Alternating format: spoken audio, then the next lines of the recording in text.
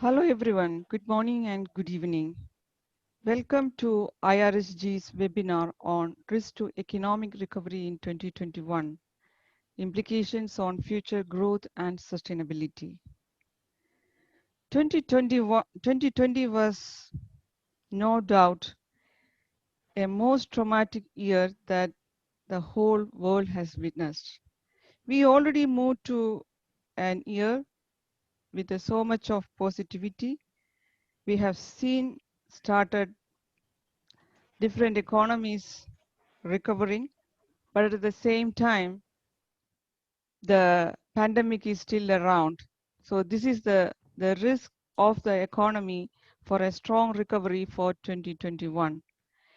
We have two key experts to join us today to speak on the economic recovery in 2021 and what are the way forward for a sustainable growth. Our first speaker, before going to the speakers, I know who most of you are familiar with me, but just a matter of introduction. I'm Lekshmi Nair, Head of Economics and Statistics. I'm the moderator for today's webinar. Our first speaker today is Ms. Cailin Birch, who is the global economist with EIU, and she is an expert in this area, and he is the main person behind EIU's commodity forecast. Without further ado, I am giving the floor to Cailin to talk more deep into what is the economic recovery for 2021 and whether that is going to stay there and what are the risks for that economic recovery that EIU is foreseeing. Over to you, Cailin. Great, thank you, Lekshmi. Let me just pull some slides up so you can look at the fairly positive numbers that I'm looking at. I'd caution that to say there certainly is a lot to recommend this year. We've come out of 2020, which I do think will have been the worst period we've been through so far. But certainly I would again, highlight a few risks and the fact that some of the optimism we're seeing now might be a little bit overblown. Now, Ben, I'm going to put on a timer, so I'm sure not to cannibalize your time. There is a lot to talk about, but I'll go through it quite quickly, and then hopefully we'll have hit kind of some of the highlights to help shape the discussion about what the economic outlook in 2021 is, and what we need to be aware of on the risk horizon. Obviously, as you noted, Lekshmi, 2020 was a hugely disruptive year in many different ways in many different economies.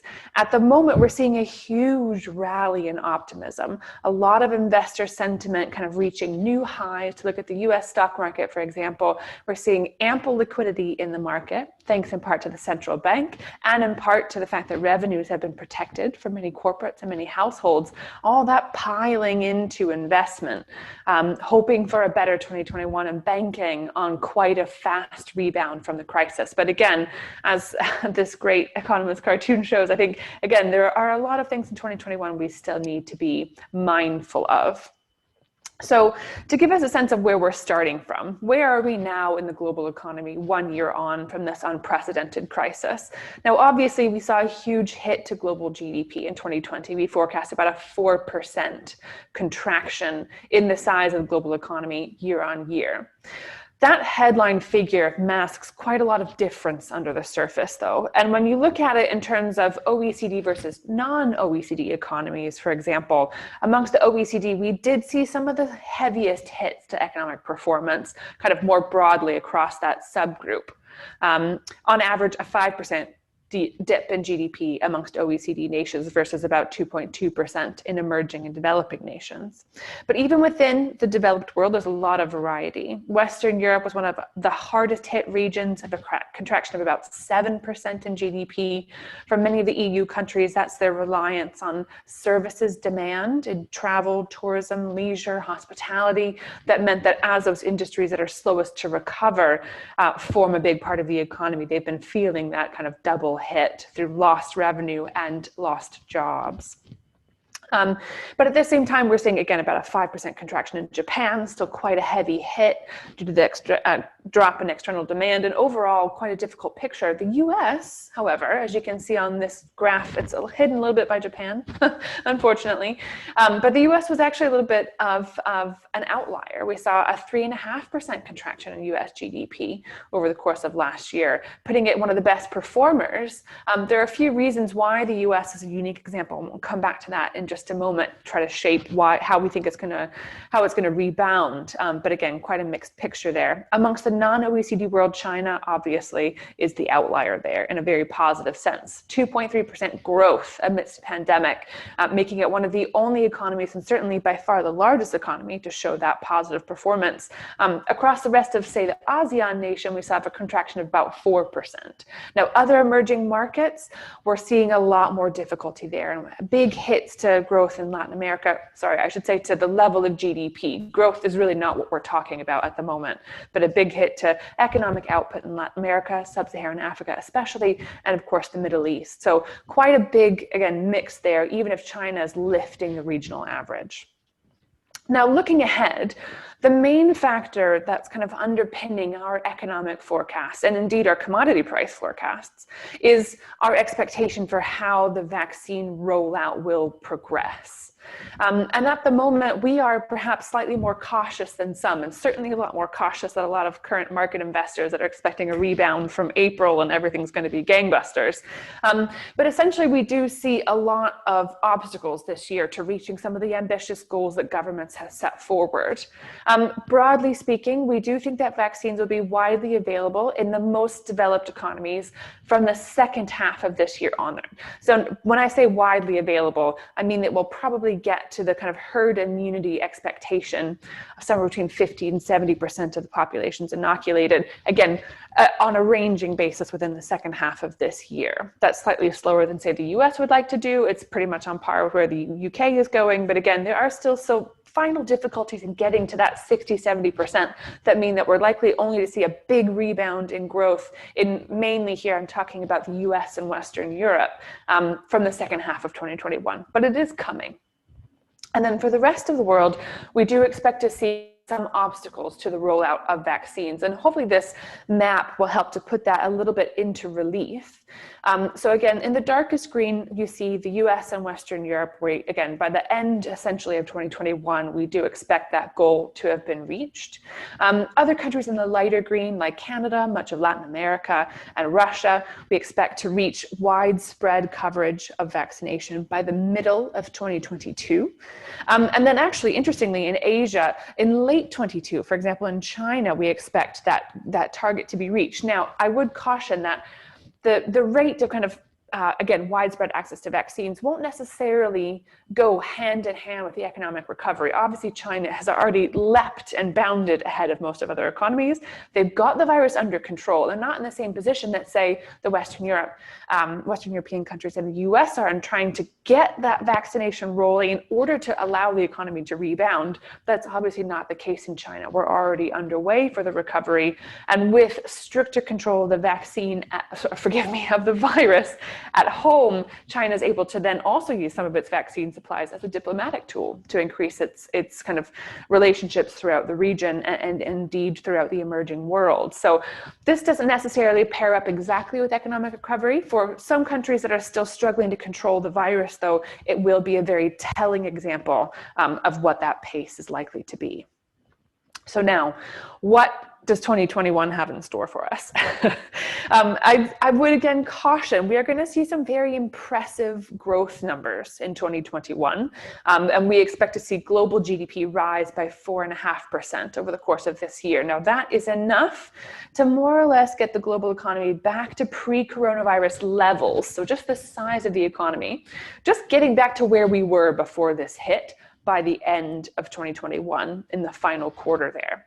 But we again see a pretty diverse picture across different regions. So again, evidently the strongest growth across Asia. We had actually been discussing the Indian growth outlook internally in the days leading up to this talk. Our India team just finalized our new forecast yesterday and led a big increase to their outlook for India, 13% growth this year, based on a couple of factors, including reforms in the banking sector and a much more ambitious fiscal stimulus from the government than we had been expecting previously, helping to lift that recovery into a much stronger territory.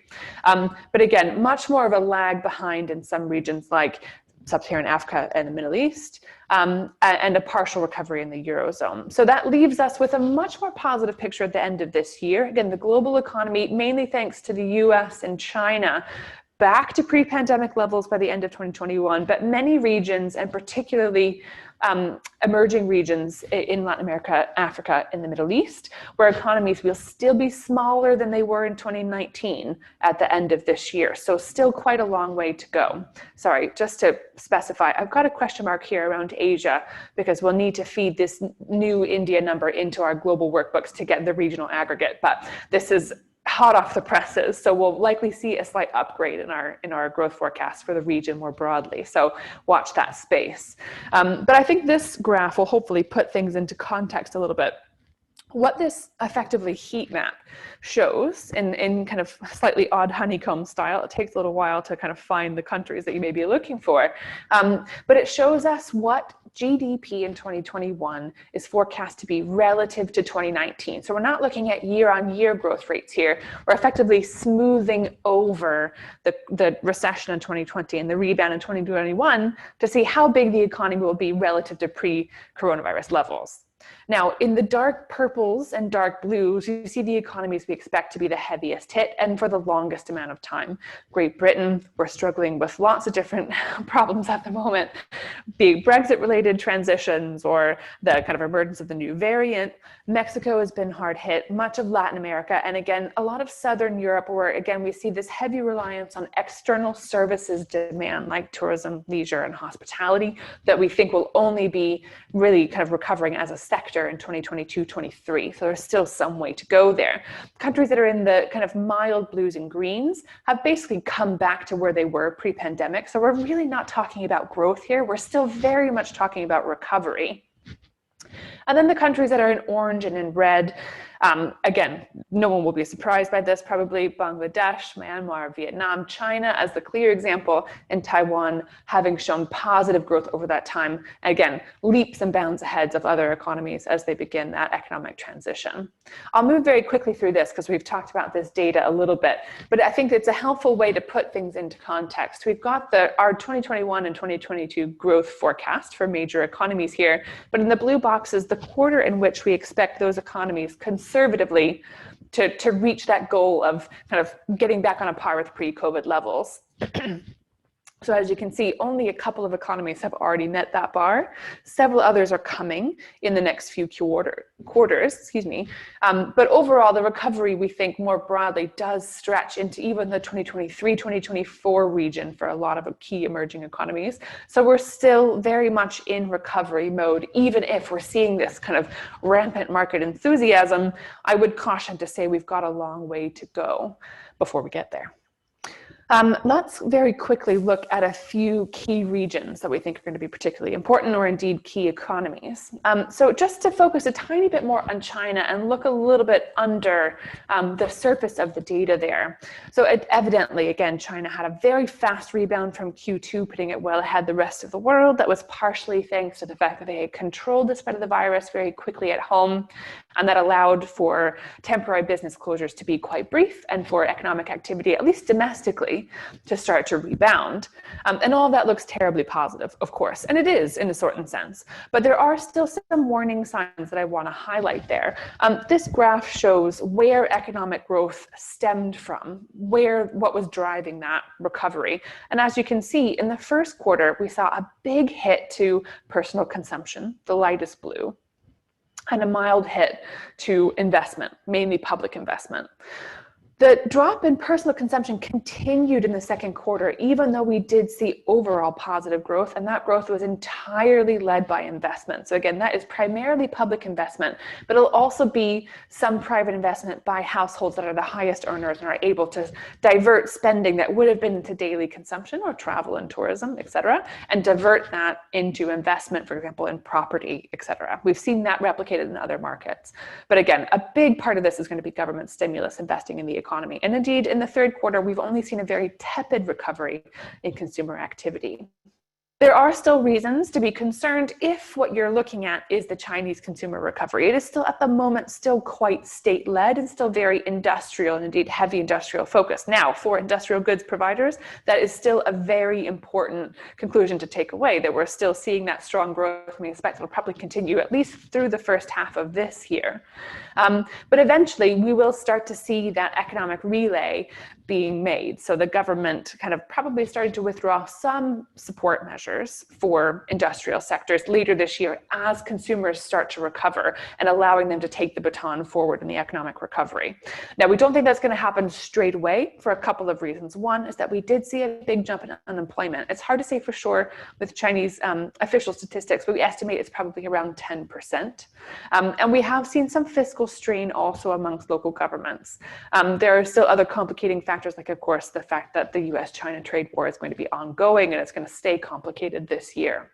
But essentially, something to look at is that this graph shows average wages in the light blue line, which, as you can see, fell to almost zero. So wages held flat in 2020, but personal disposable incomes overall actually did contract. They fell into slightly negative territory. So with wages holding firm and incomes falling, that tells us that actually unemployment is something to be concerned about. It did have an impact. And overall, we did see a dip in consumer spending of about 2% of GDP, even with fairly limited lockdowns that we saw during the year.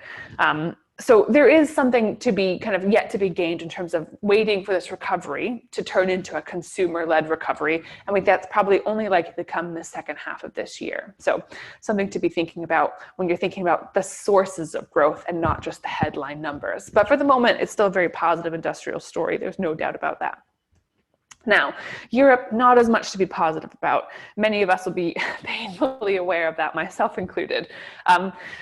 We did see a strong rebound in the third quarter of 2020. The Eurozone economy was already back to 96% of its pre-coronavirus size, but in fact, then the second wave of cases, the emergence of new variants and new restrictions needed to control those variants since last November have dramatically changed the outlook.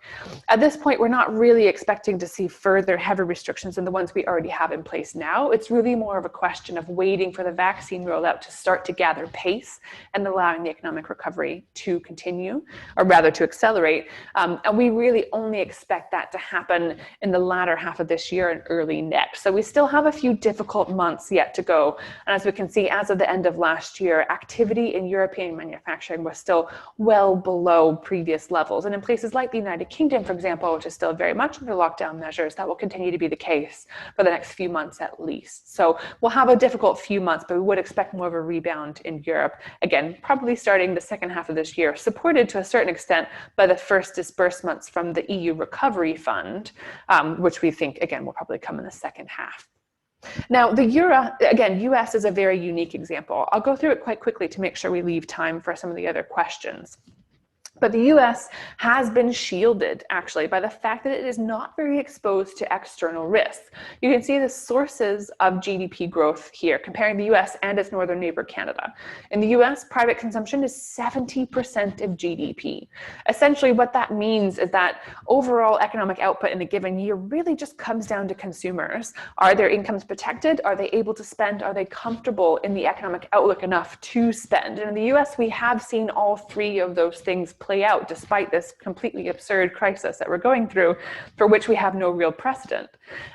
Canada, by contrast, is much more reliant on trade. So you have, for example, both exports and imports representing about 30% of Canada's GDP. In the US, it's less than 10 and less than 15 for exports and imports. So what that means for Canada is when they have a hit to external demand created by the pandemic conditions, that doesn't just lead to a slight loss in revenue, as it has for the United States. It has a bigger impact on job loss, that has a bigger impact on private consumption, and it replicates throughout the economy, and it means that the impact has been felt much heavier. So that's going to be a problem for the United States, for Canada. The US has been slightly resilient. I would say, though, that the US certainly has performed as well, economically speaking, in 2020, because there has been a trade-off there between containing the virus and allowing the economy to stay open. We've all observed that quite clearly over the course of the last year. That balance has been kind of decided, and that's why we do see the US performing quite well in terms of the economy, but again, performing very badly in terms of its representation of COVID-19 cases. Now that will change this year, and we've seen a huge amount of effort poured into containing the virus, and again, continue to stimulate the economy and make sure that incomes are protected. I'd be happy to discuss in more detail, if we'd like to, the future for the economic stimulus bill in the US. We think Biden will get through most, but not all, of what he'd like to see put into this kind of relief bill, mainly because he can only be as ambitious as the least ambitious Democrat in the Senate, given the fact that they just had this very, very thin majority. So everything will still be a battle, but we think essentially that you'll see another big bill that will support growth. We think of about 4.5% this year, and that is overall enough to get the US back to pre-COVID levels in the second half of this year. Now, very quickly on risks, we can discuss this a bit more as well, but just to kind of sum up where we've come from. First and clearest risk is, of course, the pace of the vaccine rollout. If that's slower or faster than we expect, that will have huge implications for the economy. There's a lot of concern, secondly, building around inflation. If we do see a surge in prices as a result of very accommodative monetary policy, and the fact that we do see consumer spending in many economies still quite strong, whether that could lead to a destabilizing rise in prices. We haven't priced that into our forecast yet. We're watching it very closely. It is a concern, and we say the risk has risen relative to a few months ago, for example. But overall, we're slightly less pessimistic about, again, the pace of the consumer recovery. We don't think it's here yet, and we don't think it's coming for another few months. So we think hopefully that any inflationary spike will probably be temporary, but it's a valid concern. Any rise in inflation, of course, could then lead into foreign exchange risks. For example, higher interest rates in the US would mean the dollar would be stronger, and that would be a big setback for a lot of emerging economies that are lower on the vaccination scale and the economic recovery scale. Again, something that's not in our core forecast, but another thing to be looking at. And then finally, the question of debt. I've got a graph here showing, I should have specified this, but it's US public debt, to show that actually we think that the debate around debt stocks is starting to change, and it's less about the current stock of debt and more about what it costs to pay your interest payments each year. And for the US, this red line actually shows that even as debt has soared as a share of GDP, the percentage of interest payments relative to GDP has started to fall and is much more sustainable. So this again assumes that inflation remains low and interest rates remain low. So these are all sort of interconnected risks. Again, not part of our core forecast, but important things to be watching. Now, let's finish very quickly on the commodity market before I hand over. And that is that quickly on oil prices feed into so many other commodity prices, natural and synthetic rubber included, is that we do now expect to see slightly stronger prices for oil this year. We've raised our forecast to $61 per barrel in 2021 and about $63 in 2022. Now, oil prices are being lifted by a couple of factors. One is the recovery in oil demand in Asia, which is real and observable, and the other is investor optimism about the pace of the recovery this year, which at the moment is still fairly fragile. We do expect to see a little bit of a dip in oil prices in the second quarter as we start to see economic kind of realities come to bear. But overall, as you can see, we have raised our forecast, and we think that baseline is higher. OPEC is still showing a lot of constraint, and indeed oil stocks are falling, not back to the previous 5-year average, but enough to send a signal to the market that things are moving in the direction they'd like to see. And then another kind of very final note on the industrial goods outlook, and that is that at the EIU, we're not forecasting that the current surge in prices does spell the beginning of a commodity super cycle.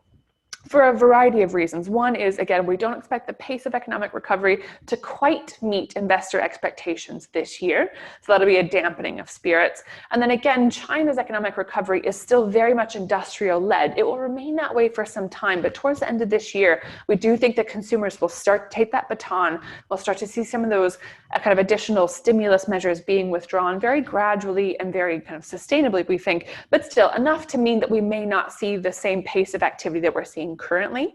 There are a few standouts there, like copper, for example, that's so critical to the electric vehicle markets and all these kind of future industries that really the rosy future for them is still very much true. And we're not forecasting a big drop in prices, more kind of a moderation of where we are at the start of this year, which is really such a surge, just a really, really kind of hugely positive start to the year in terms of commodity prices. But we do think some of that shine is likely to come off, and that will feed into our industrial index. There are a few geopolitical implications I wanted to touch on, but I'm sensitive to time now. But I'll just say very quickly that our main takeaway is that pandemics or huge crises like these tend not to start new dynamics. They tend to accelerate and exacerbate existing trends. One of those is this geopolitical fragmentation question.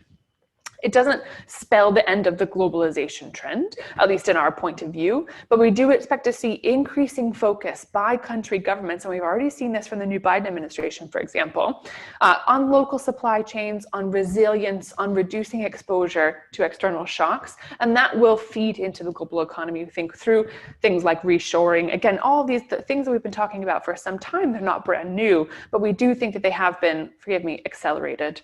And that will be compounded, again, by the fact that we don't see the US-China trade dispute, I shouldn't really even call it that now, the rivalry ebbing anytime soon, and certainly not under the Biden administration. We'll see new tools and tricks being used, less so tariffs, more so investment restrictions and a focus on human rights and on the environment, but we don't see any substantive improvement in that relationship, and that will again continue to weigh on the economy and increase this focus on localization of supply chains. Now, I'll leave it there because I've already overrun for a few minutes, but happy to discuss any of this further in questions.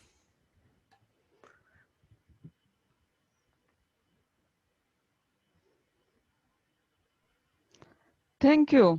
Thank you, Cailin, for the wonderful presentation and leaving a lot of positive side for the participant today to think about. Yes, we started this year with a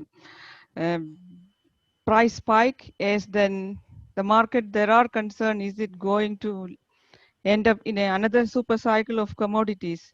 Yes, there are other risks, and the flip side of that, you have taken a deep dive into all the risk element which everybody has to look into, as well as what are the other side of liquidity issues. Even though there are stimulus given by different governments, wage is falling, and whether the consumer confidence is there to start spending.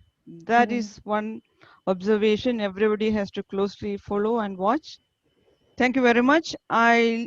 There will be a Q&A session for Cailin as well as Ben after completion of the second speaker. So moving to our second guest speaker is Ben Gunneberg, who is the CEO and Secretary General of PFC International. Ben is a forester by education and training, and he has gained experience in the forest before becoming the founder of what we have seen PFC, one of the world's largest certification system. Over to Ben to speak about what is the recovery and what are the sustainable side of that recovery that we are looking forward. So thank you very much for inviting me to speak to you today. I'm going to be looking at, obviously, at some of the ways that we move towards a sustainable, resilient future for natural rubber. I just wanted to think before we start on the various steps, but what would the future be like without sustainable natural rubber? Now, a lot more of the soft commodities are moving towards certification and different ways of ensuring that the supply chains are accountable, because a lot more people are asking and companies are asking for commodities not to be involved in deforestation and a lot of the social issues which are prevalent, particularly in the rubber sector. We know that the number of vehicles worldwide is likely set to double by 2040, and there are over 40,000 products which use natural rubber, 70% of which, of course, goes into tire production. And we're also aware of the fact that population growth is predicted to grow. There's going to is predicted to growth, and there are going to be about 2 billion more middle-class income individuals over that period, with 90% of that being in Asia. So we are in a situation that the demand for natural rubber will increase, but if it's not sustainably managed, it will result in more deforestation and forest degradation, bigger impacts then on climate change, all the natural disasters which come with that, unless we actually sort out some of the issues now concerning a very labor-intensive commodity, which relies very much on migrant workers who are currently very much threatened by the COVID situation as well. Then we are in a situation that there'll be a lot more human rights violations, and of course the whole issue of land grabbing is going to become more of an issue as well, particularly because so many of the land and tenure rights are not secured. So what do we do as a sector overall to try and ensure that we have a recovery which will ensure that we have fair and climate resilient growth for the rubber sector? The biggest problems in the rubber sector, particularly for the actual growers, are the social risks. There are the hard risks, which are legal rights based, such as the actual land rights itself, human and labor rights, the issue of child labor and forced labor, indigenous people rights, and also community rights. And then there are the ones which are much more impacting, but are more socioeconomic and dependent on the market conditions. Culturally as well, there's the question of gender inclusion, there's a question of clean water and sanitation, and also one of the key areas is the access to health and educational services. If the prices have dropped as far as we've seen, Cailin showed a good graph there showing how the prices had actually dropped even pre-COVID. We are in a situation that for those smallholders in particular who are responsible for the rubber plantations, they are already on the poverty line, and when they are pressed even harder, they end up having all sorts of issues, such as not having the security or the safety equipment for chemicals which they're using, and so on. So there's a lot of issues which are there, and also, of course, they can't then afford the health or the education services, for their children and for the next generation. So there are a lot of issues that the sector will have to resolve. Otherwise, we will see people converting the plantations to other land uses and pressure on rubber as such, and then leading again to land grabs and the sort of things that we've seen, which really should be becoming a thing of the past, and which are concerning people, particularly in the Consumer Goods Forum and also the Accountability Framework Initiative and so on, where we're basically trying to make sure that soft commodities come from a sustainable source, and more retailers and others are wanting to ensure that effectively they are safeguarded in their supply chains by knowing that they come from a sustainable source, reducing the amount of risk, business risk that they take, as well as reputational risk as well. So one of the key things to note is that 85% of natural rubber is produced by approximately 6 million farmers. Now, smallholders are very, very important in the supply chain, but they are also the most vulnerable actors in the supply chain, and often not considered enough. And if we really want to have a resilient rubber industry, we need to start ensuring that the most vulnerable in the supply chain, i.e. the 6 million farmers, are appropriately and adequately compensated and have situations where they can participate and ensure that they can also have an equitable share and fair share of the resources, so that they continue producing the rubber, which of course grows in a very narrow belt of land, and most of that of course is in Southeast Asia. So there was a study which of course the GPSNR has taken on board, and one of the key areas as far as the social risk mitigation options are that we need to all cooperate, and that's my key message here. We all need to cooperate in partnerships for the goals, for the Sustainable Development Goals. There has to be action by companies themselves as far as their procurement policies are concerned, and we need to make sure that rubber comes from sustainable sources in the long term. There needs to be capacity to produce that rubber in a sustainable way. Therefore, we need partnerships with local capacity and infrastructure building, allowing smallholders to get together into cooperatives, allow them to do better marketing, ensure that there's a better relationship between the brokers, the final users of the rubber, and actually also the growers themselves. We need a lot more public policies, enabling legal frameworks. That also includes the actual enforcement of existing laws. It's one thing having the laws, then the other thing is to make sure that they're actually properly enforced in a way that, particularly on social aspects, give security to people who are producing the materials and doesn't result in more people moving over to other commodities because they're better paid, or younger people leaving the land, moving into the cities, and the land then being possibly grabbed or used for alternative purposes. So we need really good public policies. So any kind of partnership for the goals requires, really essentially requires not just the companies and the smallholders themselves, but also for governments to become involved in these things as well. Of course, we need to do some transformational work. The fungal diseases with rubber trees has been a problem. Yield quality is an issue, and really we need to do some capacity building and training to ensure that that is improved in the future, and also to ensure that actually people at the tree end of the rubber value chain are actually properly compensated and have living incomes.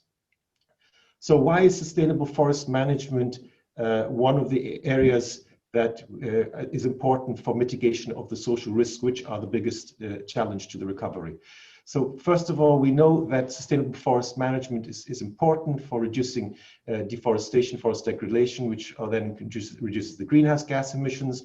We know that sustainable forest management provides long-term livelihoods for communities, and that forest certification, which is the area that I'm involved with, is about bringing about improvements in the working conditions and the health and safety of forestry workers, which would also lead to improved forest conservation outcomes and encourage sustainable forest use. Then, of course, the SDGs as well are very, very vital on this one. And of course, the one on 15, which is land on life, is absolutely essential. It uses certification as one of the measures, but it's very, very important that we halt deforestation and that we see degraded forests restored, but in particular that we see rubber plantations managed in a sustainable way, and more from a landscape point of view, including things such as agroforestry and other approaches which have been tried and tested, which could diversify the income for rubber growers and ensure that there is a more stable base for the sustainable management as such of the land. So why PEFC?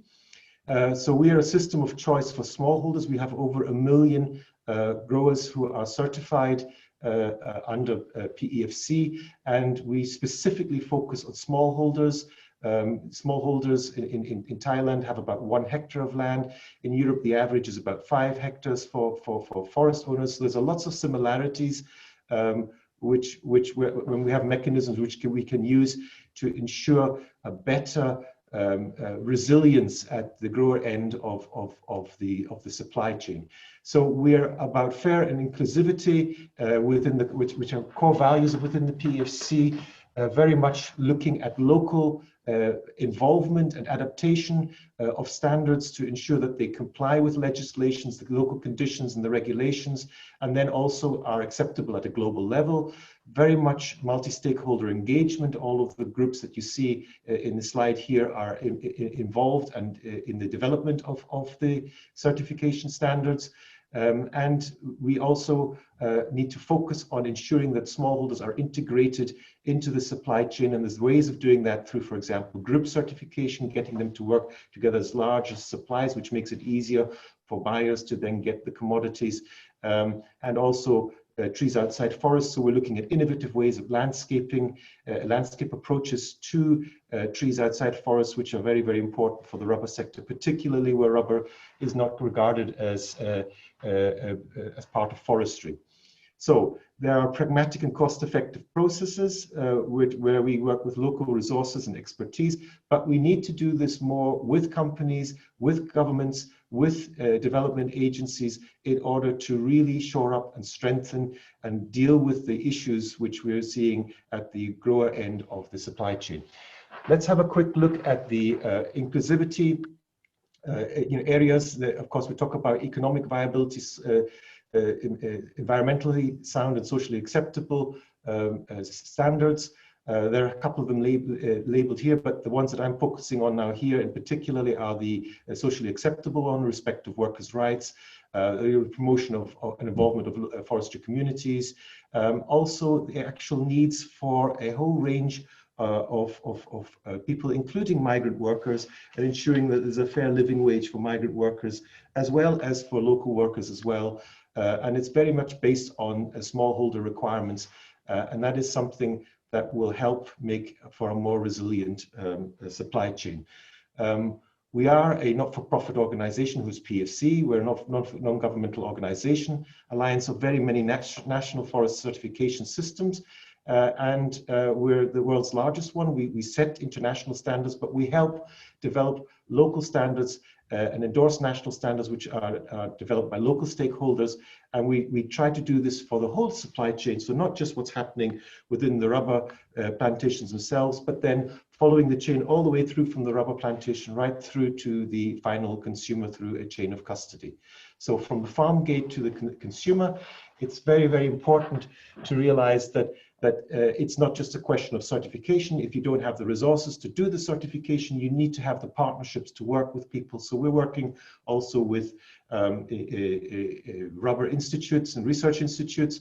We're working with stakeholders, with some of the aid agencies and others, to try and work on improving the productivity of the particular existing rubber plantations in a sustainable way, and make sure that they're managed in line with challenging environmental, social, and economic requirements. That's a stepwise approach. It requires companies, particularly at the tire end, for example, of the supply chain, to work with stakeholders at a local level to ensure that these kind of requirements can actually be put into place. It's not going to happen overnight.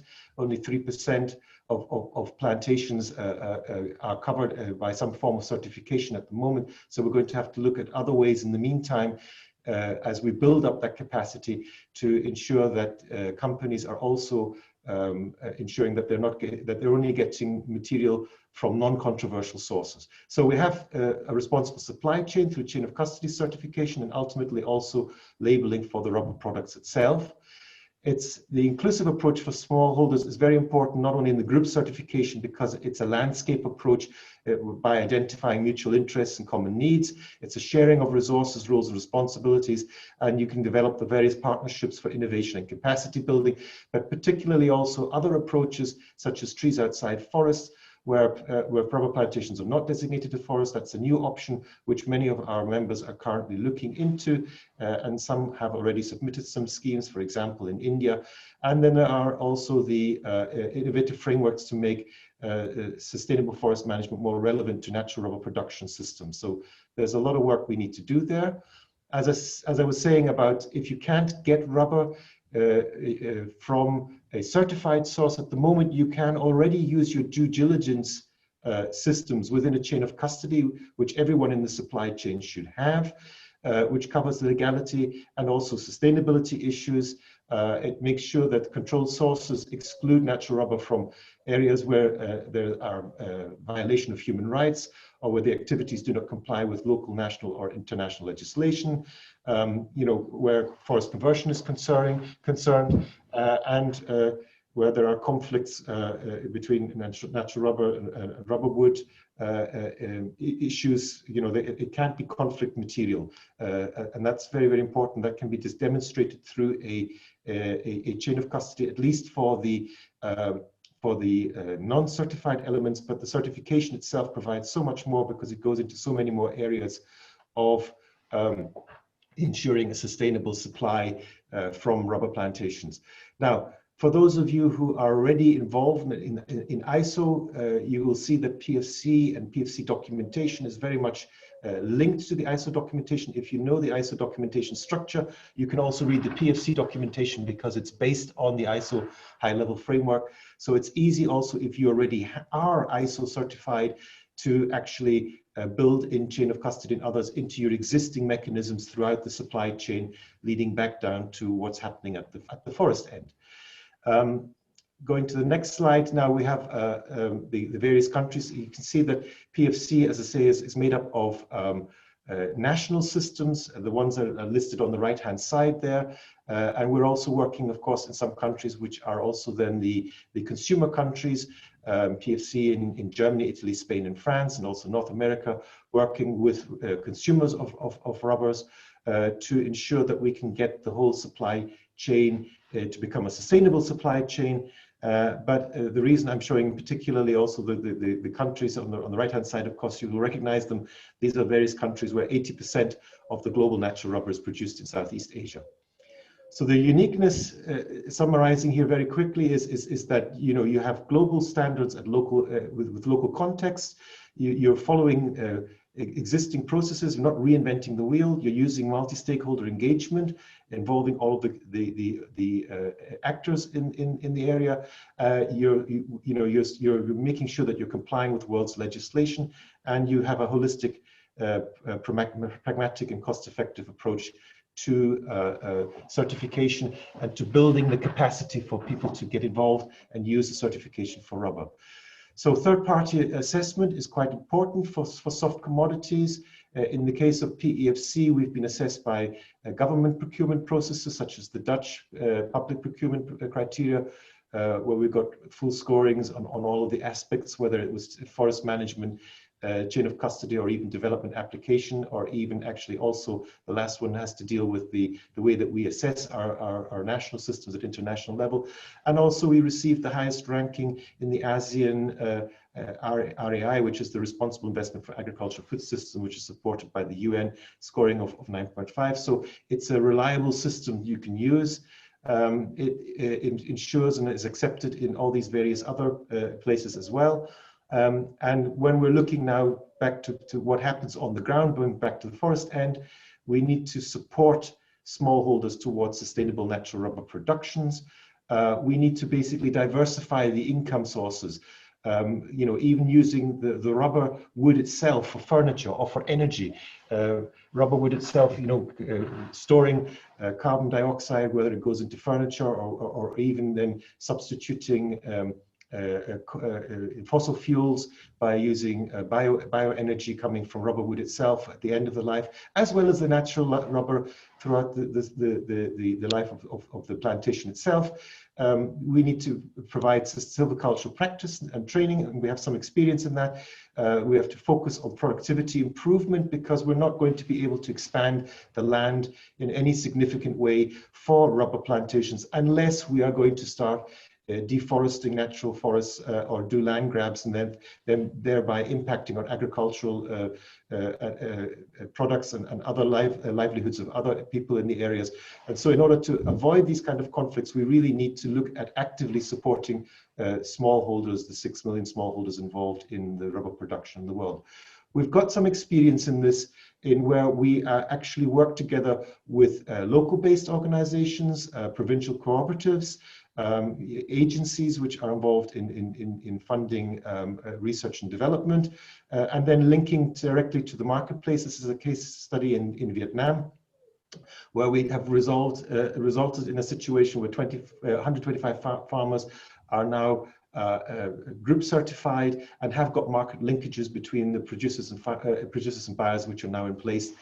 So that's a very, very important element which we need tire companies in particular to become much more involved with, and governments to be involved in providing incentives to provide the safeguards in place for ensuring that growers will continue growing rubber and not go for other products. We already have some area certified. 11,300 hectares. It's not much, but it's growing. We're expecting another 60,000 in Vietnam, and the first rubber plantations coming in Thailand, about 500 hectares. And it's important to know that we're already using, the controlled sources are already available for rubber, particularly in Malaysia, where many chain of custodies already exist, exporting mainly to the European Union, and that the Thai government, and as you note, the Thai government, Indonesian government, the Thailand and Indonesia together, as far as rubber production are concerned, are responsible for over 61% of the global production. But the Thai government now has approved a project for certifying 1.5 million hectares of rubber plantation to any scheme. And so we need some more incentives from PFC certified demand. We need to make sure that through pilot projects, which we would like to do with you, and I'd like to talk to you about afterwards, and be able to discuss with you, we can create those market linkages and the demand, and also the supply chain which is recovered. There's some other work happening. I'm mindful of time as well, so I'm going to just flick through this, but we're doing some work in the lower Mekong region with a range of countries which are also developing certification standards. Some of them already have them in place, and others are developing them now also for trees outside forests, particularly for rubber. But here are my suggested actions for you all as actors. First of all, if we are going to ensure that we get to a fair and climate resilient recovery, and a reputation in rubber which is a good reputation and doesn't become a bad one because of the issues, we need to move to a situation where we use and source only sustainable natural rubber and rubber wood. The way we have to do that is we have to have inclusive procurement policies that that can communicate that to everybody along the supply chain, that the move of the sector is going towards sustainable natural rubber and rubber productions. You need to do mapping of your stakeholders, get information available, and you have to make sure that you're actually procuring certified material in the meantime, using due diligence to get non-controversial material. Ultimately, you also need to make people much more aware through labeling to raise awareness and promote sustainable rubber production and responsible sourcing. But the key message here is that we cannot do this in isolation. We need to do this in collaboration. This is work which has to involve everybody in the supply chain. It requires, at a time when we see, at least for this year and next year, as Cailin has shown, that the commodity prices for rubber are going to be increasing, is to reinvest in this supply chain to make sure that it becomes a sustainable supply chain. So we need collaboration for the impact on projects, and I'm available as my colleague Richard Leahy to talk to any of you on how we can do that. So thank you very much. Okay, thank you very much, Ben, for bringing that note on collaboration is essential to bring a sustainable value chain, as well as it is key for a resilient recovery. So as Cailin has not joining us for the panel discussion, it's some questions urgently which is coming in the chat box for Cailin. I will address those questions first. Cailin, you have already briefly touched upon the super cycle that many of the market players are suspecting, or it is a bull market is coming back, and then certainly we have to assume the flip side of, especially for commodities, that flip side will certainly bring further expansion for agricultural commodities, and then other supply chain issues. So how you see that, it's whether it's the medium term as well as long term, what are the implications for such bull market if that is happening? Yeah, that's a really good question. And we are certainly at a very kind of pivotal moment in the market. And the question is, will these two factors that have been driving prices up, part of which is a real recovery in demand from Asia, and the rest of which is an anticipated recovery in the rest of the world in demand, plus just investor speculation, because we've got so much capital floating around in markets looking for returns. When do those two start to play each other off? Does kind of the anticipated recovery take on the baton from the real recovery in Asia and help to make sure we have continuous growth? In only a few conditions do we expect that kind of steady upward trend to be seen. One I mentioned previously was copper and some other industrial metals that are part of that core kind of, again, climate-friendly industrial activity that we expect to continue to grow.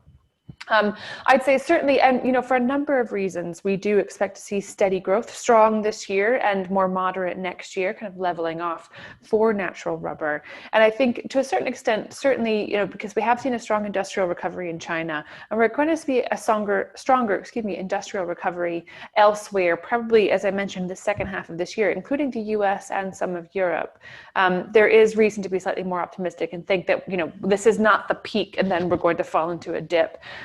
There is reason to expect to see continued upward expansion for that. I mentioned very quickly, again, that the US sees a big economic relief bill going through Congress. The Biden administration has proposed $1.9 trillion. That will help, we think, again, to lift incomes, or at least protect incomes. And we've seen a lot of diversion of spending, again, that would have gone into nominal consumption, eating out at restaurants and traveling, et cetera, that's flowed into investment. And the vehicle industry has been one that has really benefited from that. And there's actually quite a shortage and soaring prices of secondhand vehicles, mainly because we're running out, people are finding it more difficult to purchase newly manufactured vehicles. So that then we think will lead into, as we get more fiscal support, a stronger rebound for industry, and all things are looking quite positive there. So it is quite a mixed picture and hard to sum up, I'd say, in one or two sentences. Rubber is one we feel more positive about. A few industrial metals we feel more positive about. And certainly this year, some agricultural commodities as well, lifted by growing demand and tighter supplies. So overall, this year, there's a lot to kind of see in terms of positive price movement this year.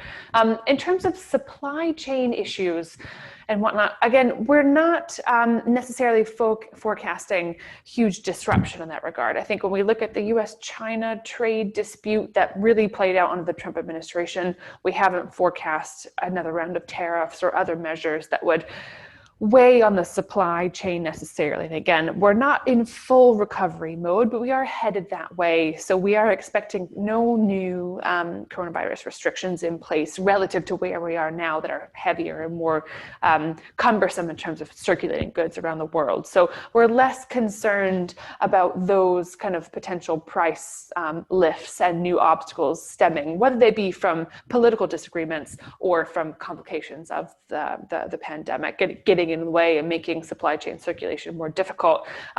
So overall, in that sense, I think we have come through some of the worst of what commodity markets have experienced, and we'll just start to see paths diverge as the economic recovery kind of valorizes some and others see demand start to drop off. Okay, thank you, Cailin, on that. But just want to bring a note on China, because China is a key element, especially for all commodities and key for the rubber sector. So more than 1/3 of the commodities trade is originating from that country, and then more than 2/3 of the automotive sector manufacturing and sale is concentrated in the country. But we already heard about the comprehensive agreement on investment last year between China and Europe. And at the same time, we heard about the Green Deal coming from Europe. So you also touched upon the environmental side and the climate change implication on the recovery. How do you see that these two things can be well aligned when those type of investment deals are coming in place, and what the implication of that deal on the US growth? Absolutely. Great question. And there's a lot to that yet has to be clarified. I think one big question about is that how the US and the EU, as they try to repair their relations after the last 4 years and try to move forward, the Biden administration would certainly like to have a knitted up approach to China between the US and the EU. We haven't seen that emerge yet, and the fact that this CAI was signed at the end of last year, just prior to the inauguration of the next administration, was, we think, a sign from Europe to say, you know what, we'll come up with our own China policy, thank you very much. We don't need you to tell us what to do, and rightly so. And so I think it is a complicated picture. We'll see, I think, the US and EU trying to find some areas of agreement, but I'm not sure that a common approach to China is one that they're going to be able to do necessarily, given how deep in the conflict the US is now with China, and the fact there's so much consensus that China's a competitor, not an ally. And Europe is just not in the same position. So we would expect to see some areas of potential cooperation trying to be pushed forward as part of that CAI. But you rightly note that environmental goals are, and I would actually say, dearly held in Europe as much as they are in China. We saw really ambitious environmental targets being announced by China to reach net zero by 2060, just 10 years for an enormous emerging economy behind where the rest of, for example, Western Europe is trying to get to, having already made more progress in that regard. It's a much bigger commitment to make, and we shouldn't downplay that in any regard. So I think there's a lot of work yet to be done to find where, say, those kind of partnerships on the industrial or automotive sector fit into those net zero goals. And this is the problem with climate change transition more broadly, is that we've set big targets, but we now need to come back and actually figure out what that means for 2025, 2030 and onward. And this is the big question that's going to dominate a lot of conversations in the coming years.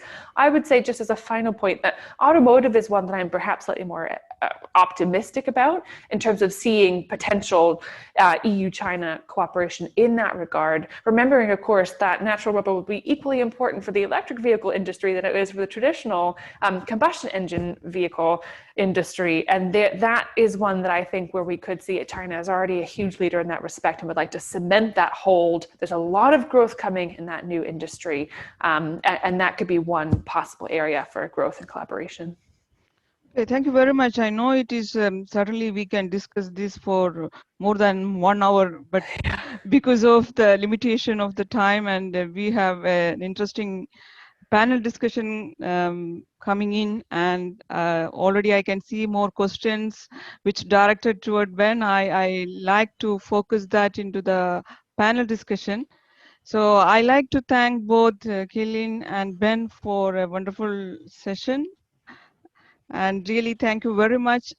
And we are moving to the next session. Thank you. Thank you so much for having me. It's a pleasure to be here. Thank you. We are moving to our next webinar session.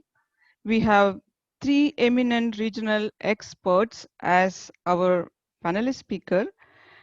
First is Dr. Kenji Kurata, who is the Executive Director of Japan Tire Manufacturing Association, and Dr.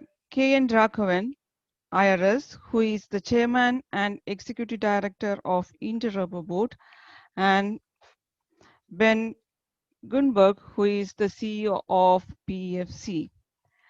I'm giving the floor open to Dr. Kenji Kurata, who is the Executive Director, to give a brief intro to Mr. Kurata. After serving as president of the New Energy and Industrial Technology Development Organization in Japan, he moved to JATMA as the executive director from 2016. He received PhD in energy service from Kyoto University.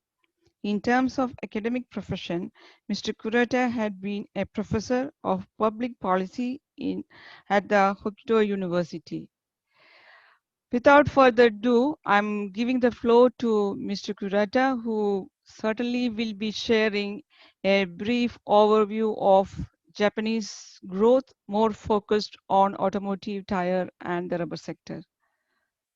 Over to you, Kurata. Can you please share your screen for the presentation?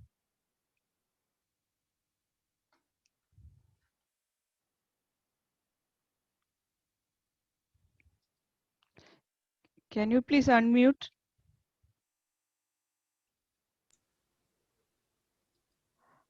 Okay. Can you share your screen? Okay, can you, first of all, can you hear my voice? Lekshmi? Okay. Okay. You And can, can you hear my voice? yes. And can you hear, can you see my presentation slide? No. Can you No? please share the screen from your end? There is a screen share. Or I can share your presentation from my end. Is that okay? Okay. Okay, it's coming. Perfect. Can you go to the presentation, please? Okay. Instead of me, could you share my slide? Okay, I can do that. Can you please stop sharing the screen? Sorry, to this moment.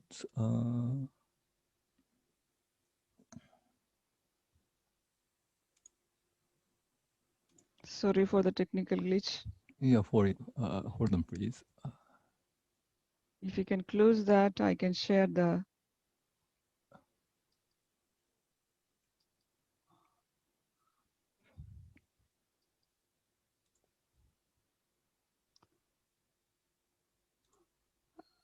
Can you close sharing the screen, Kurata?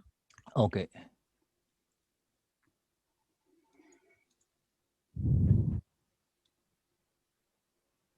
Okay, I will share the screen for you.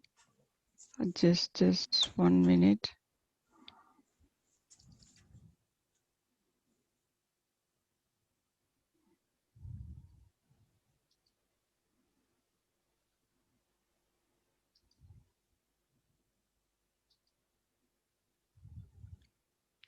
Okay.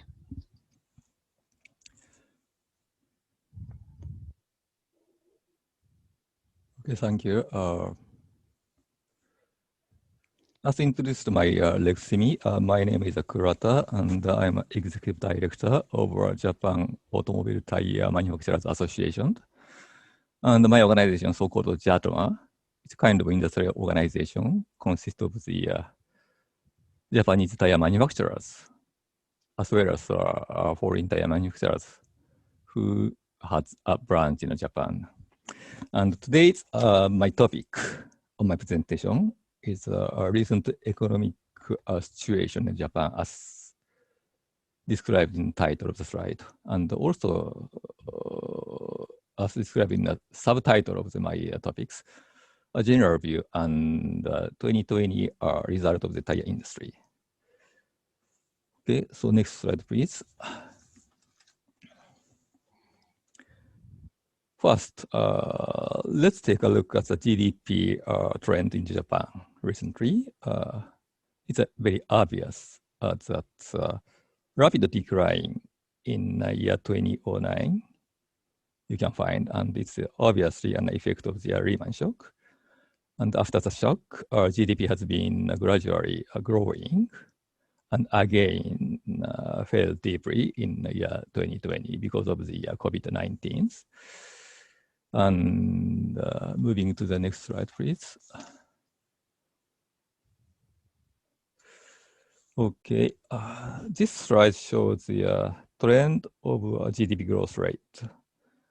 And GDP growth rate in year 2020 is minus 4.8%, while minus 5.7% in year 2009 as the Lehman shock year. So it seems to be said that wound is deeper in 2009 than in 2020. And this tendency appears more clearly in the export sector of the GDP, shown at the dark gray line on the slide. GDP growth in the export sector is minus 23.4% in the year 2009 and minus 12.3% in 2020. So doubled in minus volume. So another feature you can find on the graph is that the export sector is susceptible comparing the GDP itself. And you can also find that the government consumption described in light gray line looks like underpins GDP. So in this context, I have to say that the Japanese government did a good job. Okay, and next slide, please. Okay, this slide shows the trend of the recent GDP rate by quarter period. And the second quarter of the 2020 deeply declined. However, a recovery had already begun just from the third quarter. And the recovery trend continues in the fourth quarter of the year 2020. Okay, and the next slide, please. So now I will touch upon the situation on the tire industry apart from the macroeconomic view in Japan. And this slide shows the number of the tires shipped in Japan or from Japan. Unfortunately, tire production in Japan is declining as a long trend. Under this trend, year 2009 and the year 2020 shows a deep decline. And take a look at the next slide. Next slide shows the growth rate of the tire shipment in Japan. So Lehman shock and COVID-19 give a great influence on the tire shipment in the year 2009 and 2020 respectively. And the shipment for replacement tires seems to be stable comparing those for OE and export. Okay, and the next slide. More precisely, let's look at the tire shipment for OE, which is original equipment, more closely. This slide shows the recent 4-year shipment by month. Obviously, April, May, and June show a great decline, described in amber line, and back to ordinary year base since September. And shipment for OE is strongly connected with the production of the automobile in Japan. Actually, automobile production in Japan has recovered in a similar trend. And the next slide. So this slide shows a recent 4-year shipment for replacement tires by month.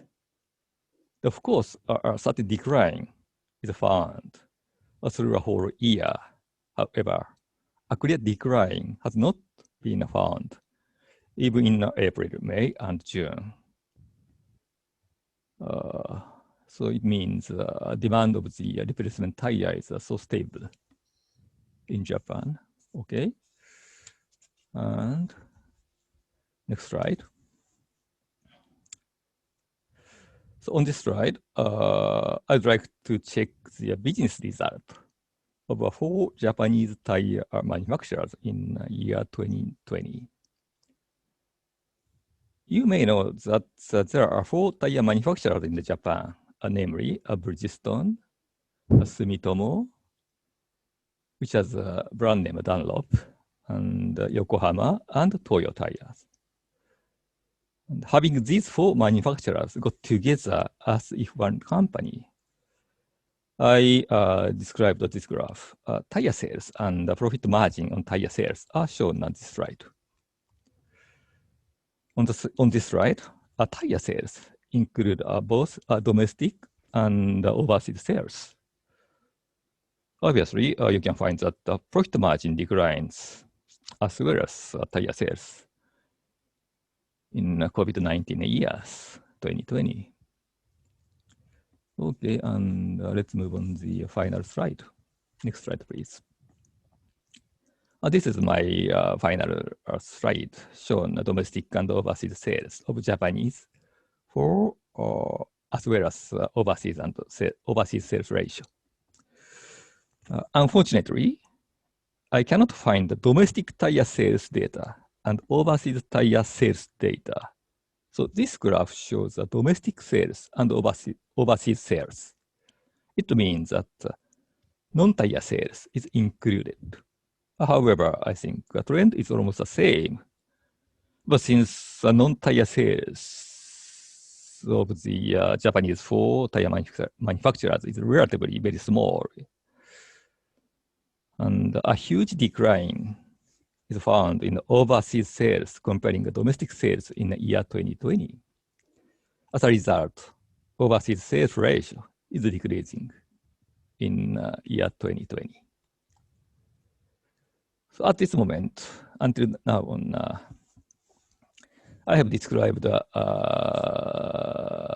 present situation in the Japanese economic situation as well as tire industries based on facts data. And finally, let me summarize my presentation. So GDP decreased in Japan in 2020 because of the COVID-19. However, not so much comparing the Lehman shock in year 2009. Among sectors which constitute the GDP, export or maybe in another words, external demand declines most. And the recovery has begun in the third quarter and it continues. As far as the tire shipment is concerned, all the same as the GDP trend. And for OE shipment, April, May, and June of the year 2020 show a great decline. And back to the ordinary year base since September. For replacement tires, a certain decline is found. As through a whole year, a clear decline has not been found. And the same tendency is found in the business result in the year 2020 among the four Japanese tire manufacturers. A huge decline is found in the overseas sales. In other words, external demand, comparing the domestic sales. As a result, overseas sales ratio is decreasing. And what happened to the next, I don't know, and who knows that. But I think a future comes based on the present situation. So just based on the present situation, we can forecast. Thank you for your attention. It's my end of my presentation. Thank you. Thank you, Mr. Kurata, on a brief overview of what is the situation in Japan in terms of the tire replacement sales, tire trade, and the OE demand. Across many countries around the world, because China is the only exception, we have seen a positive growth for vehicle that after the pandemic spread. So other countries in Asia has faced the downturn for the replacement market, the sales market, and for the trade too. So moving from Japan to India, which more or less the same situation we have seen, especially for 2020 for replacement market and OE market, because the trade was not of a great deal for the Indian market. So I'm inviting Dr. Cailin Raghavan, IRS Chairman and Executive Director of Indian Rubber Board, to share a brief overview of the Indian market. A brief introduction to Dr. Raghavan. He's the Executive Director as well as the Chairman of the Rubber Board from 35-2020. And beyond his role as Rubber Board Chairman and Executive Director, his career has spread into different directions. He was previously the GST and Excise Commissioner prior to Rubber Board appointment, and also he took the position as the Kerala Cooperative Rubber Marketing Federation Managing Director. And beyond all these, by profession, he is a doctor And those who are following cricket as a sport, you are very well aware that Dr. Raghavan is an umpire as well as an author on many of the cricket books. Without further ado, over to Dr. Raghavan. Good afternoon. Am I audible? Yes, thank you. Thank you, Dr. Lekshmi, for the warm words of introduction. So I'll straight away come to my presentation. So shall I share the screen and start it? Yes, please.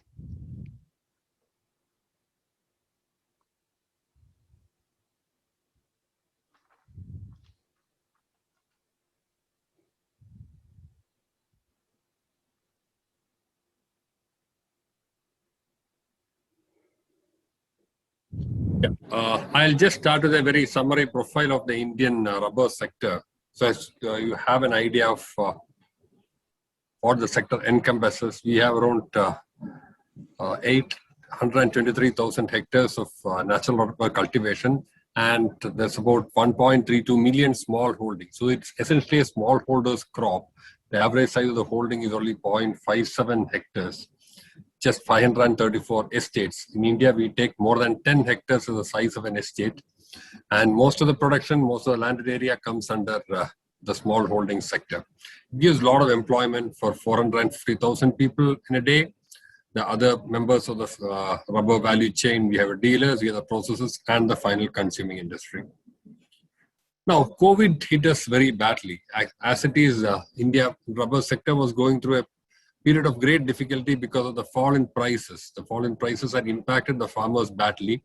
If you look at the geographical position on the map, Indian rubber production is broadly, or the most of the 80% of the production comes from the southern state of Kerala, which accounts, and only about 20% comes from the rest of the country put together, out of which 15% is from the 7 northeastern states, and the remaining 5% from the various other parts of the country put together.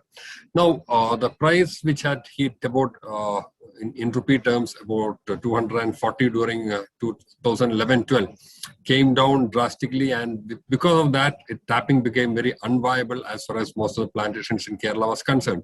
So there was a sharp fall in the production, and that had impacted the industry considerably. So what happened was that last year, 2019-20, we take it financially wise, we had made some modest efforts to revive the production by adopting estates which are lying untapped, trying to increase the productivity through good agriculture practices.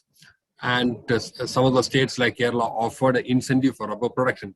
Through these efforts, we are able to bring down the gap between production and consumption to around 400,000 tons when the lockdown on account of the COVID-19 pandemic hit us in March. After that, we had a period of full lockdown where no activities were permitted entire nationwide till first week of May. And the unlock procedure was in phases. So even now, there are certain restrictions in certain states, but interstate movement is permitted. At one point, that was also not permitted. Now, interstate movement is permitted. Certain states have kept some extra restriction depending upon the incidence of the disease within the state. On the production side, the first quarter, quarter between April to June, we saw the production declining by 33%. There are difficulties because that is the time when the rainy season starts. So the rain guarding, the most important agricultural good practice so far as rubber is concerned, the rain guarding, we had extremely difficult to get the rain guarding activities commenced. And more important was that it's a smallholders crop, and rubber provides an important source of livelihood for them. For a small farmer, the most important thing about the crop is that he can take it to the neighborhood rubber dealer, sell it, and get money. Since there was a lockdown in force, he could not do that activity. Maybe he could tap and make sheets as his production from the homestead, but there was no way he could dispose it. So he was faced with an immediate or an imminent financial difficulty. Consumption sector, yes, nationwide lockdown hit them badly, down by 45% during the first quarter.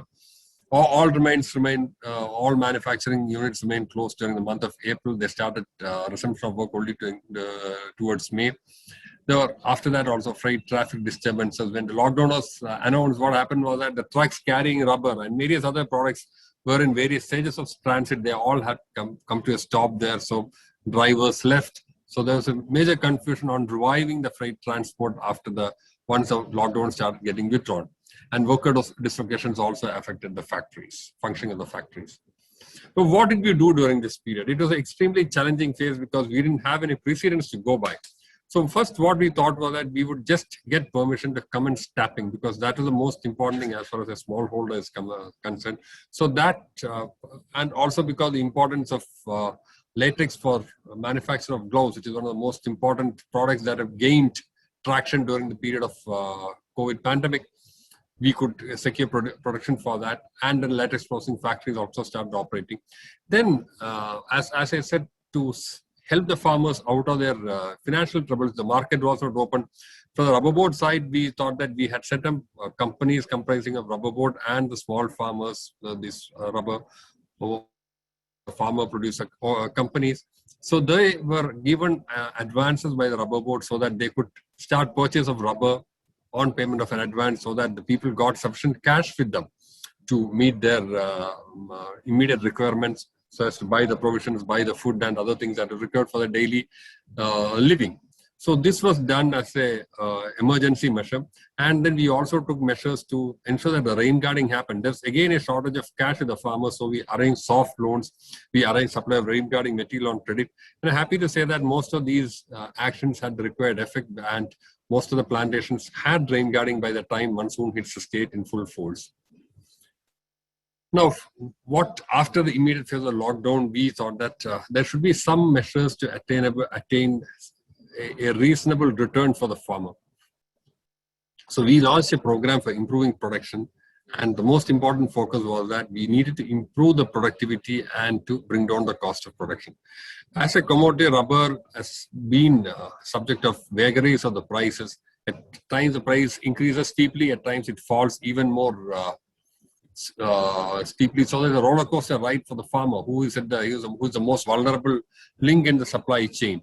So we thought that there should be some measure of sustainable measures in place to ensure that he is protected from this. So what we thought was there should be measures to improve the productivity and to bring down the cost of production.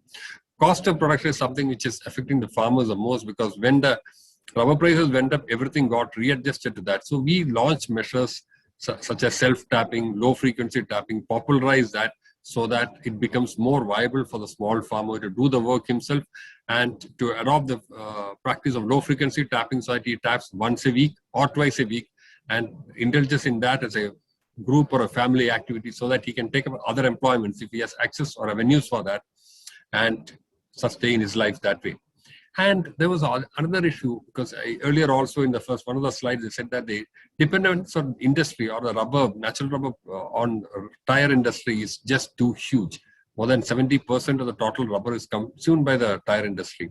There is an imminent need for bringing more products in the non-tire sector. So we commissioned a rubber products incubation center as part of the Rubber Research Institute of India. So the idea is that entrepreneurs who have ideas come and conceive the products there. People who have half-finished products can convert them into fully finished. And those who have fully finished products can get them calibrated to their various requirements, share ideas, use the facilities there.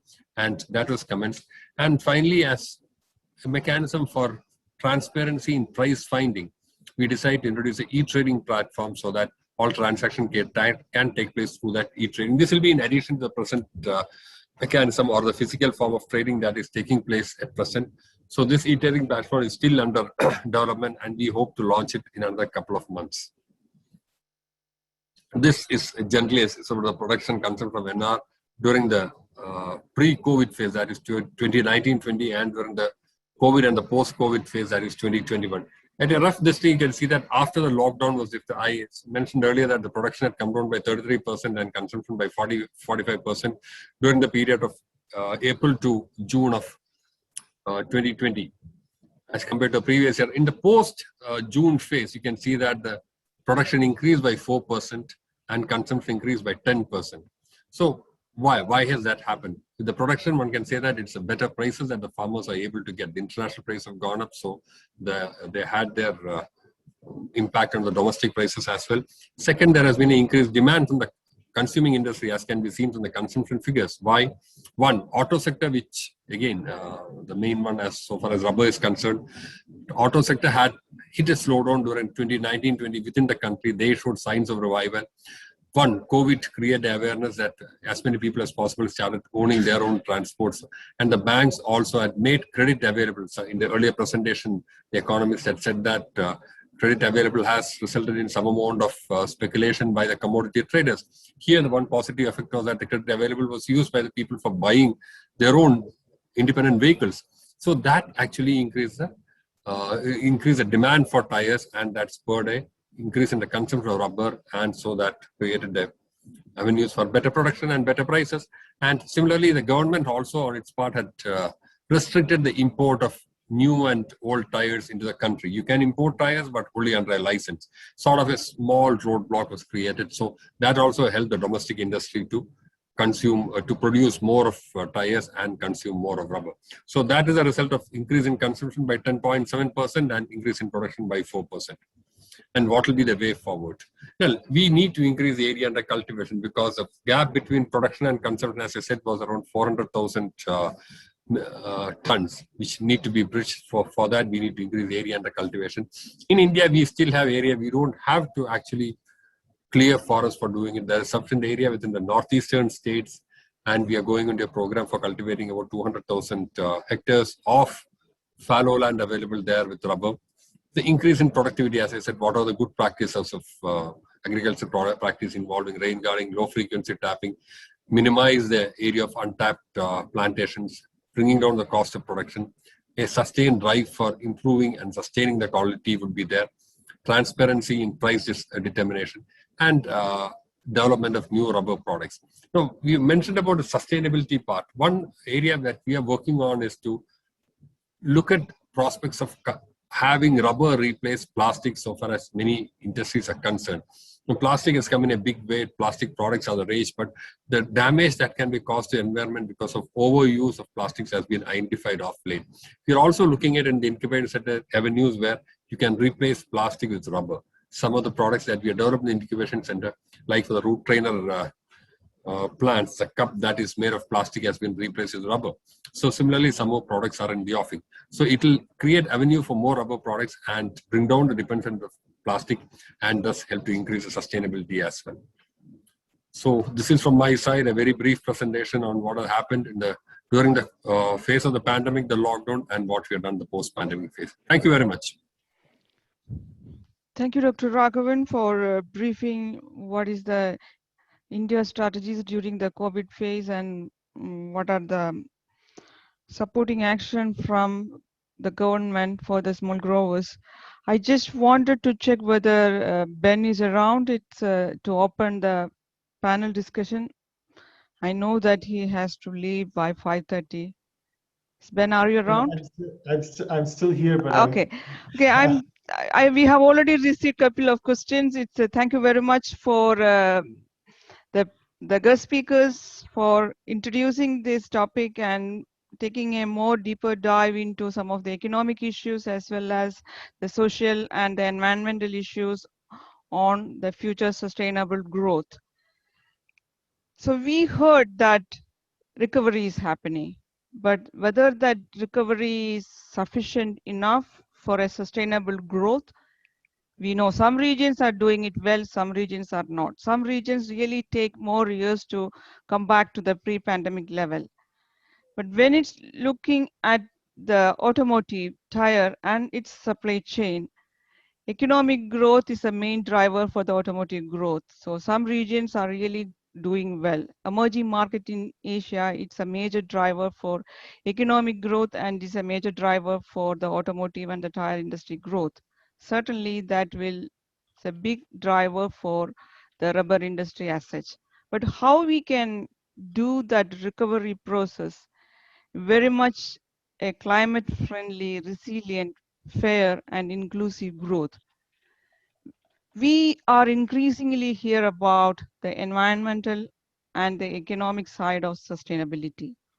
Social side is of course addressed, but whether there is sufficient addressing of the social issues of the supply chain is not only for rubber, this is applicable to many commodities. What is the panelist take on, are we covering sufficiently on the social issues to address the sufficient income for the farmers to stay in farming for a sustainable growth forward? Maybe I will open that for Ben first. Yeah, I would say, quite frankly, it's the biggest concern in the rubber supply chain of the social issues, and in order for a recovery to work, we really need to start working on the capacity building, the training, the partnerships to make it possible for people to earn a sustainable livelihood from their rubber plantations. And so are we on the path for that yet? I think no, we need to do an awful lot more work. It requires input from governments. It requires inputs from actually actors along the supply chain, like the tire companies themselves, to work with actors on the ground, to work with intermediaries like PFC and GSPNR and so on, to make absolutely certain that the hotspot issues are dealt with, so that we can actually create the sustainable livelihoods that are needed to ensure that we have a resilient supply chain in the future. If we don't do it, then there'll be more push to convert the land to other uses, to other commodities, and we'll see deforestation happening as the demand continues in the unsustainable rubber supply chain. And I don't think anybody wants to do that, because the big NGOs have already homed in on, as have companies homed in on soy, on palm oil, on timber, and so on. They will home in on rubber in a big way if that happens. So we have a lot to do. Okay, thank you.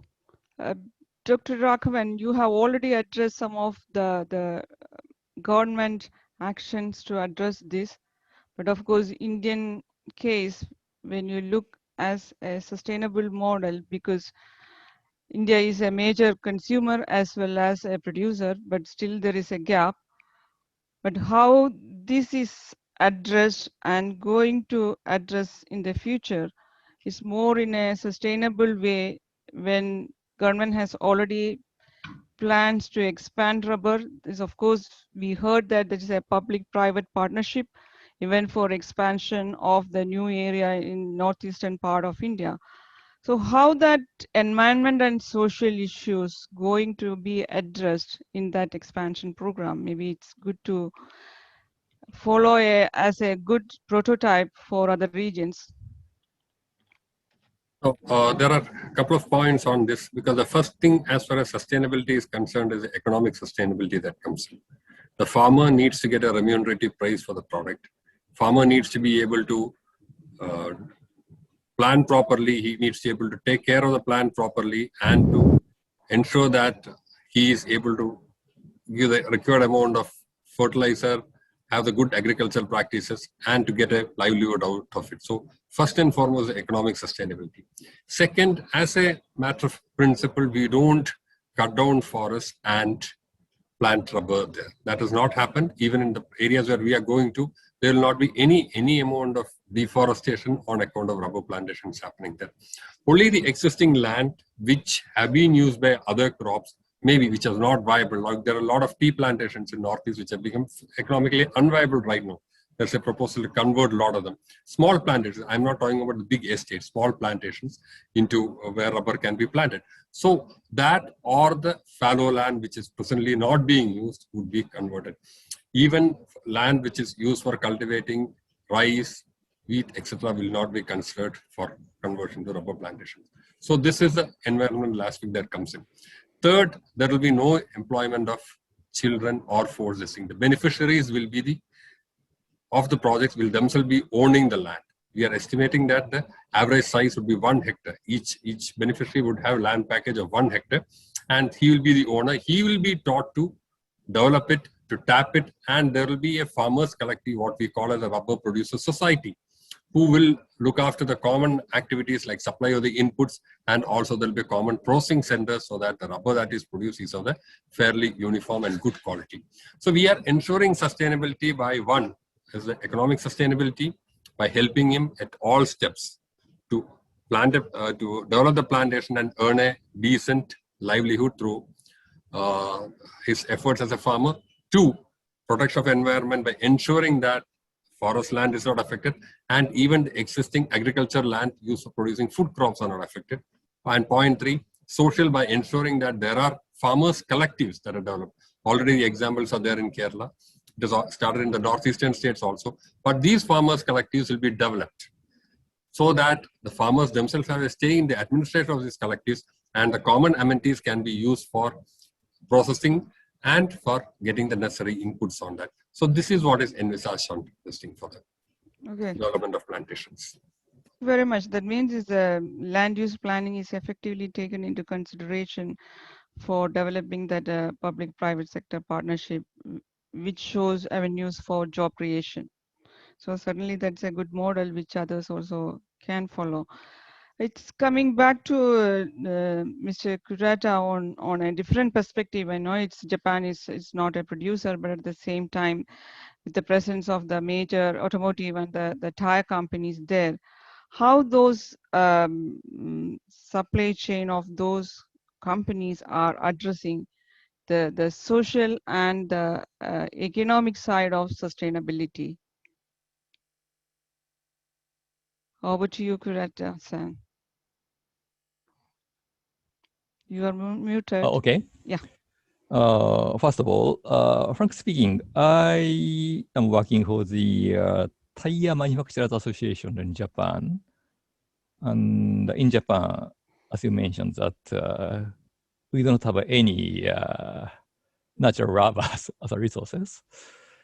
So maybe I can suggest in a different point of view for the natural rubber producers.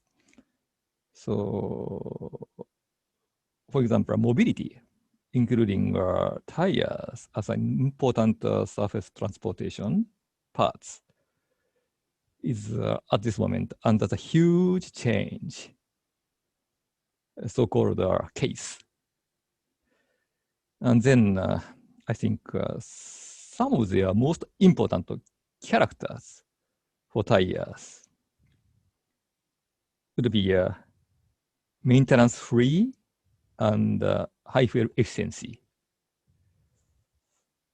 to overcome the this kind of changes from the tire manufacturer's point of view. So to attain these characters are maintenance-free and fuel efficiency in tires. Tire must be well designed in molecule level. And frankly speaking, as you may know that there's two kinds of rubbers, natural rubber and synthetic rubbers.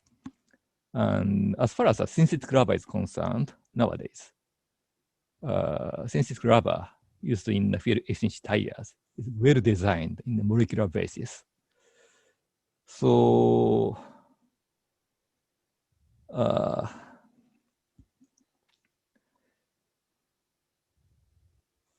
as raw materials, including natural rubber for tires, I think first step to mitigate this kind of, I think, changing environment. For example, how about this one? To keep viscosity of natural rubber at a fixed level. Sometimes I have discussions with researchers in tire manufacturers, and they are strongly seeking for the natural rubber with high quality. The high quality means the level of the physical characteristics is the same. However, at this moment, for example, viscosity, it's a very, I think, key characters of the natural rubber is not so fixed. Each lot has a different viscosities. Okay. So I'm not sure if it's possible or not, but, and also it's very challenging, however. How about let's try anyway. Okay. This is, I think, one, solution for the future natural rubber industries. Okay, that is an interesting point of a different side of sustainability, how the industry can provide intelligent solution to reduce the raw material use or bring the efficiency to the raw material use. So that is also a different dimension of sustainability, and many of the companies globally started addressing this. But all this solution, it's the question is that offered by the company alone, or these are the solutions are provided in collaboration? So many of the technical side R&D solution, companies started coming forward to address this in collaboration. We recently also heard about the leading tire companies and the synthetic rubber producing companies and the technology firms coming together, and many companies are going on different joint venture initiative to address this problem. So these are the sustainability issues, and car CO2 emissions mitigation is possible through these different dimensions of sustainability. Coming to a different note, which this webinar itself is addressing.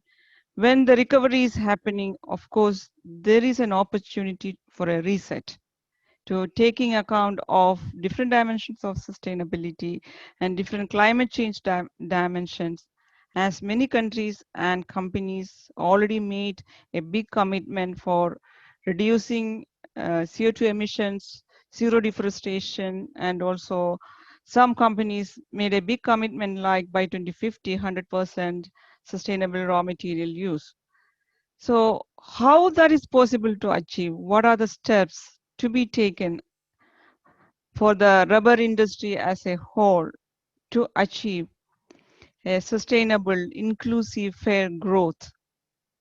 I like to address that to all the panelists, and I know Secretary General is also now in the panel, so I'm opening that to three of you to address this question.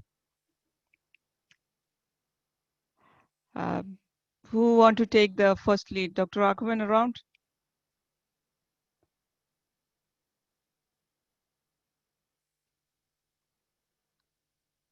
Dr. Raghavan or Salvatore, you would like to address this? Yes, but first of all, I think Ben has spoken about partnership. That is something certainly important to develop. I think in our industry there is some kind of efforts in trying to do that.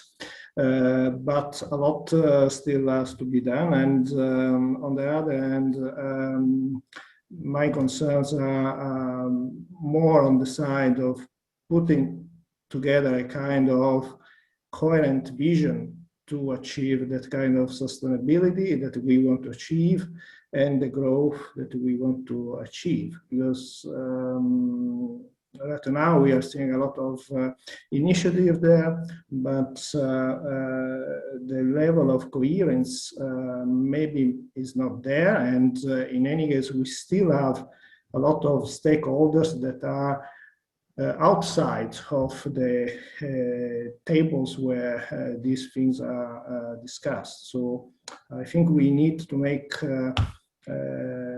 some more efforts to involve all stakeholders in these discussions, and also to understand exactly where we want to go with that. I agree with Dr. Raghavan that the economic side is extremely important if we really want to address the smallholder issue. As well as the social ones, although I think the one and the others go hand in hand in a certain way. So if we can solve the economic side, I think we can also solve a lot of social issues as well. And also I agree with Kurata in the sense that I hear a lot from producing countries speaking about we want to increase quality, but I have difficulties to understand what this quality actually is. I remember that we had a Goodyear presentation in one of the World Rubber Summits where we were trying to address what actually quality means from a consumer point of view, that was exactly the one that Kurata-san mentioned, having a more stable quality, not an increase in quality, like we want to achieve a really big add value in production. So I think these things need to be still clearly understood, and we need really working together on these topics. Okay, thank you. What is your take on this, Kurata-san? Okay. Sorry, always my background is tire manufacturers. And okay, whenever we are talking about the sustainability, there's a various kind of aspect on the sustainabilities, and economic and social. And when we are talking about the social sustainability, then I think every society is very special. And whenever we are talking about, or whenever we try to attain sustainability in society from the social aspects, we have to take care of the each society's situation. Otherwise, we're gonna miss a kind of a policy, and we're gonna lose time and money.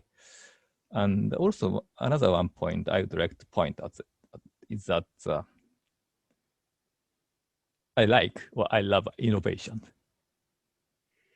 And of course, the terminology innovation has a various aspect. Social innovation, economic or business innovation. Yeah, but in my context, I would like to say technological innovations. And not only a stable quality of the natural rubber, but try to explore a new new way of the producing natural rubber. I'm not sure how to introduce this kind of a new technology in rubber manufacturer's basis. But there's a lot of, I think, activists in natural rubber producing countries who are very serious about the make the sustainability possible in these countries. And from my point of view, we are consumer countries, or consumer side. Tire manufacturers are obviously most consumers of natural rubber. It's for us, it's a very serious problem of the sustainability in producing a natural rubber. Without natural rubber, we cannot produce tires. So maybe there might be a kind of, I think, collaboration way for both sides. But usually, tire manufacturers, it's multinational or huge companies, so that our resource to cultivate the technological innovation is sufficient. However, in your side, I mean, most of the natural rubber farmers have not so enough, I think, resources to invest a new way of their earnings. So I wonder, is there any organizations who can bridge between consumers and producers by taking account of the characteristics of these two organizations? Sorry, I cannot say any concrete idea. However, at this moment, I'd like to say in this way. Thank you. Thank you. Thank you for that note. Dr. Raghavan, are you around? Can you share your view on the concluding note I just missed a portion of it. Can you tell me what is the concluding note? No, it's Kurata was mentioning on the technology side. So the technology partnership, it's very much part of the tire companies, and also how innovation need to be part of the sustainability aspect. Certainly, there is no doubt about it, because ultimately, even though it's an agricultural produce, rubber remains an industrial raw material.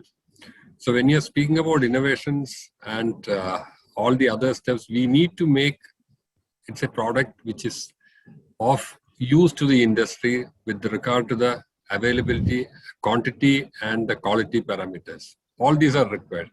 At the same time, the farmer needs to get a remunerative price also. So this is a challenge that comes in. What is affordable to industry and what is remunerative to the farmers, the meeting ground should be there. So, and I firmly believe that both sides should work with each other. So then only will you be able to attain progress in this. So what is happening? I would again say that the initiative being taken presently for a public-private, or rather the industry and the government coming together for setting up, assisting the development of plantations, it's a new step. And there it offers considerable scope for all these innovations to come in as well. And again, on the matter of innovation, well, we'll be planning the first GM rubber plant in Northeast sometime. We have already got permission, so that may take place by the month of June. So we need to, if you have to go forward, we need to bring in innovation both upstream and downstream, so that the product continues to retain its relevance. It offers a means of life, continues to offer a remunerative price to the farmers, the millions of farmers who depend on it, small and marginal farmers, and it is useful price-wise, quality-wise, and in the quantity required by the industry as well. All sectors have to work together. Thank you very much for that concluding note. Salvatore is like to bring anything more from an IRSG perspective? Now I want to say to Kurata-san that rubber has all the knowledge and resources, I think, to bring enough innovation in production of natural rubber. It's a matter of just bringing all this knowledge together. That is what, for instance, the IRSG Secretariat is trying to do on a hot topic right now, that is the relationship between climate change and natural rubber system, where we have a lot of research and development organization working on that, and the efforts is trying to bring together what we know about this and share with the other stakeholders and try to find a breakthrough and see how the natural rubber systems and natural rubber producers can actually deal with climate change's risks on one side, and on the other side, bringing the idea that natural rubber plantations could help to mitigate those risks as well. But we need really, the information is there, is available. We need really to bring this information together and build a case for natural rubber. And bring this to the international attention, because only in this way we can get the support also from outside the rubber system to deal with this important topic for all of us. Okay, thank you very much, because this is just we already closed our timeline of 1.5 hours. Just want to brief on that. It's a positive note, recovery is happening, but is the recovery happening at the expected rate? That's only some risk involved in the recovery process in this year. But of course, when the recovery is happening, that recovery has to be sustainable, taking care of all value chain players and all the innovation or digitalization, what the technology adoption is possible to through the global value chain of the rubber, both natural and the synthetic rubber, to continue this recovery to happen in a sustainable, fair, and inclusive way. We like to thank all the panelist speakers And our key speakers, specifically, it's Ben Gunneberg, Cailin Birch, Dr. Kenji Kurata, Dr. Raghavan, and of course, Secretary General Salvatore Pinisotto for joining this, making this very much an active session. And lastly, we like to thank all the participants for staying with us for this interactive session, and thank you very much. Have a nice day for those who are started your day, and for the rest of you, it's a very good evening. Thank you very much. Thank you. Thank you so much. Thank Bye-bye. you. Bye. Bye-bye. It's my pleasure. Right. And see you soon. See you soon. Take care.